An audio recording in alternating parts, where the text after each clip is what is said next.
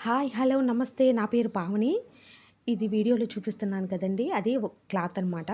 అంటే అంచు ఉంది. ఆ అంచు తీసేసాను. అంచు యాడ్ చేయటం నాకిష్టం లేదు. ఎందుకంటే ఒక సైడేమో బ్రాడ్‌గా పెద్దగా వచ్చింది. ఒక సైడేమో చిన్నగా వచ్చిందనమాట.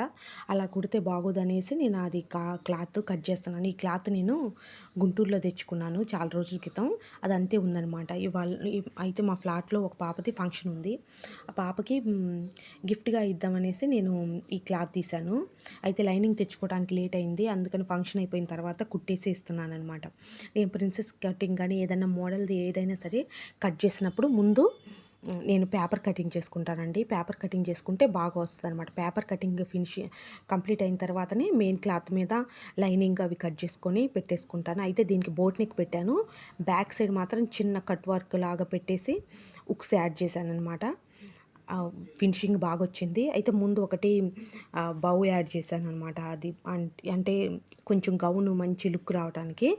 అయితే ఫినిషింగ్ గానీ, గౌన్ గానీ బాగా కుదిరిందండి.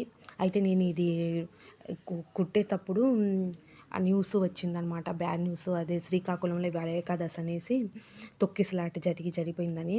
అయితే నేను అలాంటివి తొందరగా ఓపెన్ చేసేయమను. ఎందుకంటే చాలా సాడ్ న్యూస్. మళ్ళీ చూసిన తర్వాత కూడా ఒక 2 డేస్ అదే మన మనసులో ఉండిపోతా ఉంటదనమాట. అయితే నేను చెప్పిన చిన్న క్లిప్ కూడా అదే. ఒక పాప తన బాబు చనిపోయాడని వాళ్ళ మదర్ ఏడవటం నేను చూశాననమాట. అది మాత్రం చాలా బాధ అనిపించింది. ఇంక నేను ఓపెన్ చేయలేదు. ఆ పైన హెడ్‌లైన్స్‌లోనే 10 మెంబర్స్ దాకా చనిపోయారంట.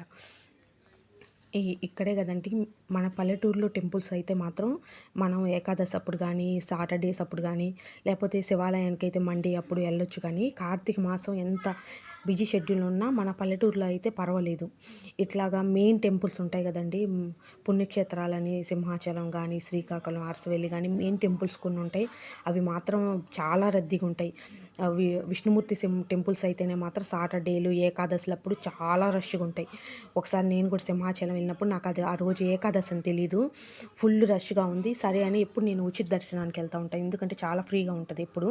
అలాంటిది ఆ రోజు ఫుల్‌గా ఉంది. ఇంకా నాకు అసలు ఆ ఉచిత దర్శనంలోకి అసలు ఎళ్ళాలనిపించలేదు. చాలా భయమేసింది. తర్వాత సరే అని నేను రూ. 100 టికెట్ తీసుకొని ఆ లైన్‌లోకెళ్ళాను. అప్పటికి 2 అవర్స్ పైనే పట్టింది.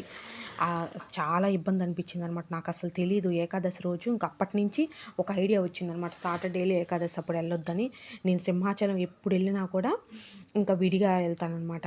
అది సండే, సాటర్‌డేలు, ఏకాదశులప్పుడు మాత్రం ఫుల్ రష్‌గా ఉంటదండి. అది వైశాఖ మాసం చందనోత్సవాలప్పుడు కూడా ఫుల్ రష్‌గా ఉంటది.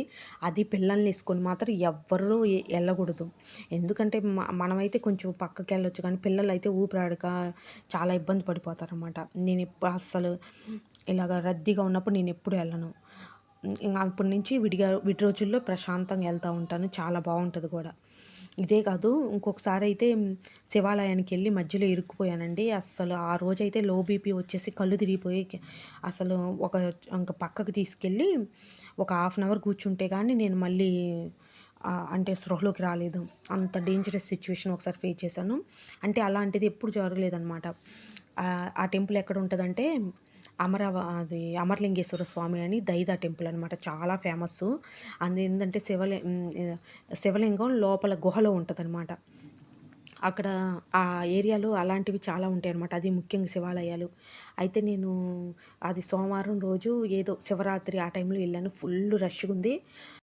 ఎప్పుడైనా ఎవరైనా సరే పిల్లలతో ఎళ్ళినప్పుడు చాలా జాగ్రత్తగా ఉండండి. రష్‌గా ఉంటే మాత్రం తర్వాత దర్శనానికెళ్ళండి. Thank you.